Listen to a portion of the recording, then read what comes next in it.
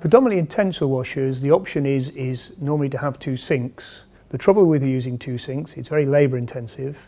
It's a dirty job with water usually spilling on the floor. It can lead to hygiene issues because you've got to clear up behind tabling, etc. The option of a utensil washer is a lot easier to use, a lot cleaner, and certainly better for the staff for use.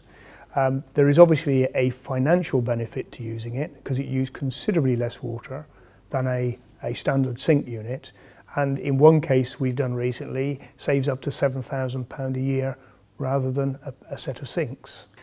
The Premax range at Hobart is completely unique compared to a conventional utensil washer. Not only do we have the wash and rinse arms at the top and the bottom, but we also have utilised the sides. This increases the capacity you could wash at a time by putting gastronome containers down the side. So from a very small footprint, you've now got 3 times the capacity. What you would tend to do is to put the dirtier gastronomes on the rails, the lateral rails.